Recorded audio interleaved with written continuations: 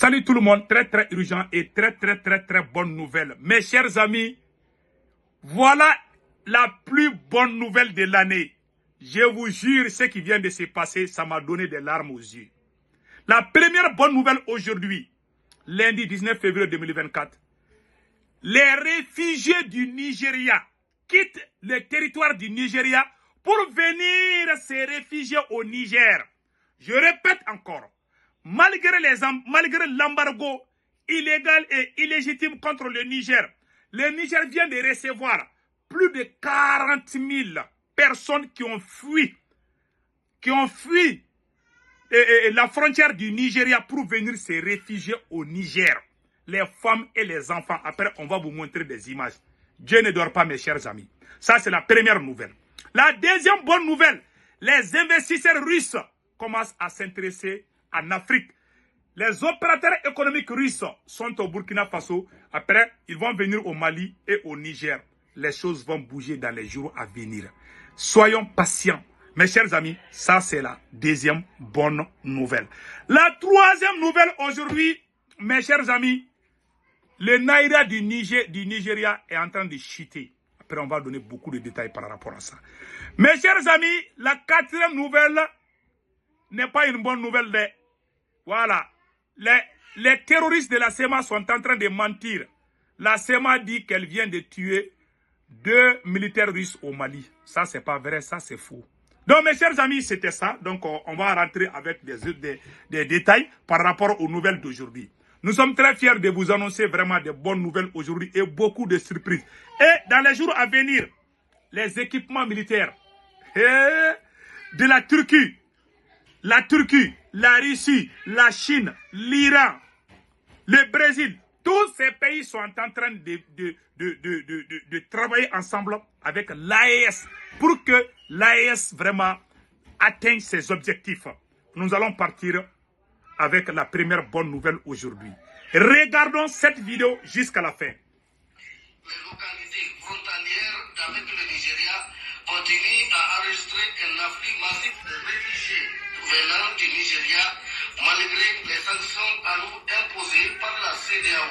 En effet, ce pays connaît une insécurité grandissante qui contraint les populations à se réfugier au Niger, où ils sont totalement en sécurité. Bien accueillis et hébergés dans des familles avec lesquelles ils partagent tout, eau, santé, éducation et nourriture, ces réfugiés ne manquent de rien au Niger.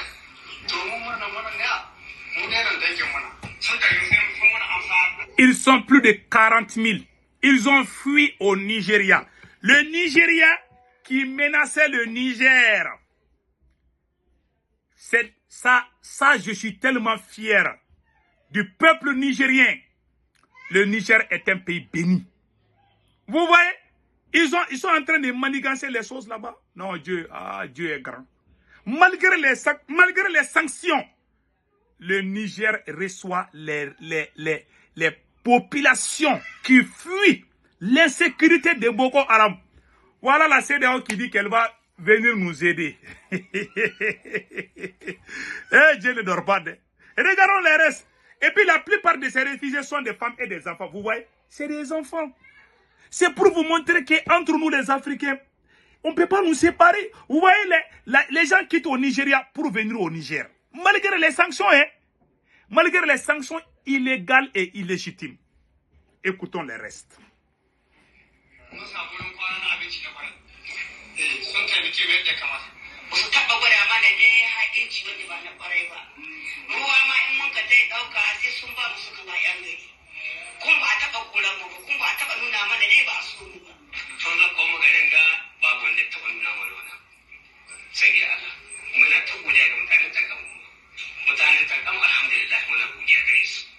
C'est direct le constat fait par le préfet du département de Guidarouji, le commandant Tahir Ali, qui s'est rendu ce matin dans le village de Ankano, qui accueille un nombre important de réfugiés. Et puis ça, ce qui c'est plus puissant, voilà que leur communauté, leur population aussi cherche refuge, cherche assistance là où on ne le pensait pas. On a plus de 46 000 qui sont dans les sites reconnus officiels.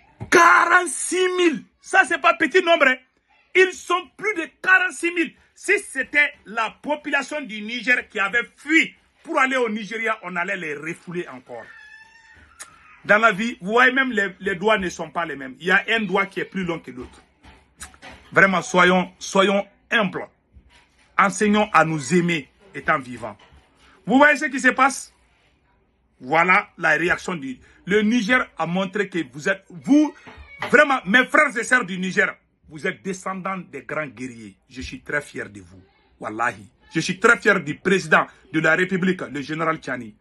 Vraiment, je suis très fier de vous. Wallahi Allah. Donc, allons-y avec les restes de l'émission. Allons-y avec les restes. Voilà, écoutons. Avec nos forces, ils n'ont aucune difficulté.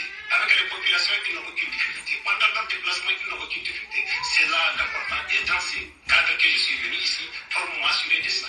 Le commandant Tahirou Ali a enfin demandé aux autochtones de continuer à vivre en parfaite symbiose avec ces réfugiés qui doivent en revanche respecter les lois et règlements de notre pays.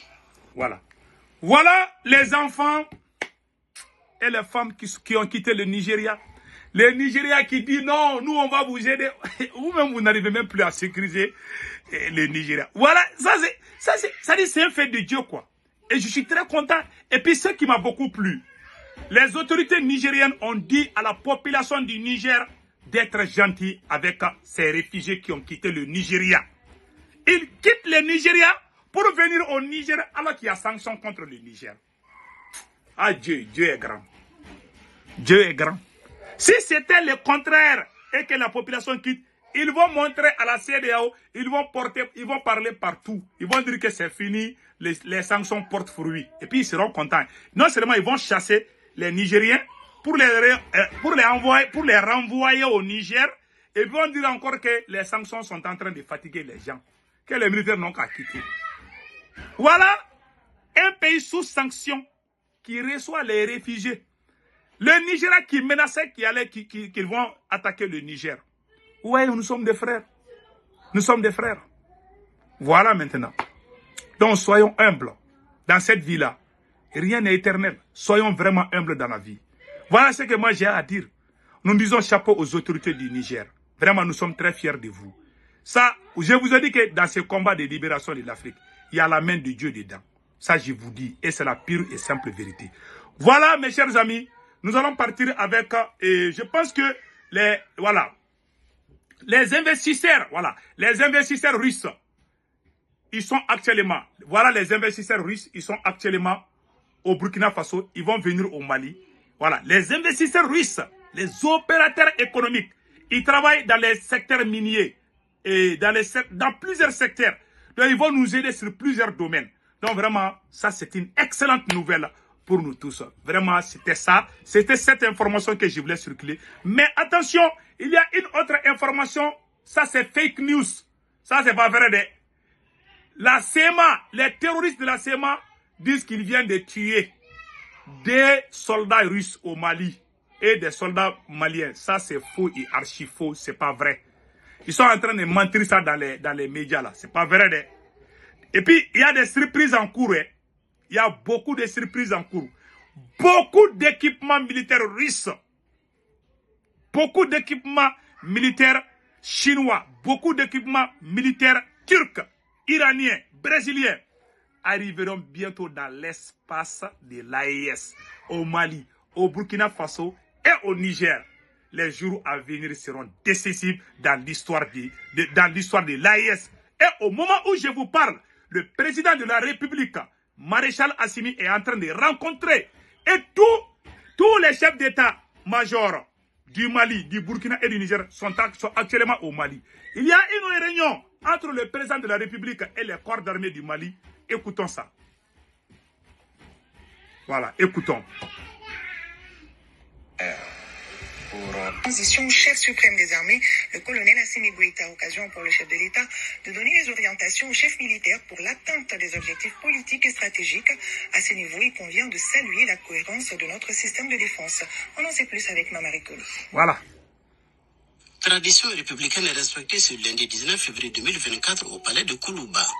Le chef suprême des armées, le colonel Assimi Goïta, rencontre les chefs d'état-major et les directeurs des services de défense et de sécurité. Cette session du comité de défense de la défense nationale est l'occasion pour les chefs militaires de faire l'état des lieux et d'annoncer des perspectives. Après avoir passé en revue le contexte géopolitique régional et international. Voilà. Donc, ils sont en train de parler vraiment. Donc, vraiment, c'est très, très, très important. Donc, mes chers amis, passez excellent week-end. Ciao, ciao.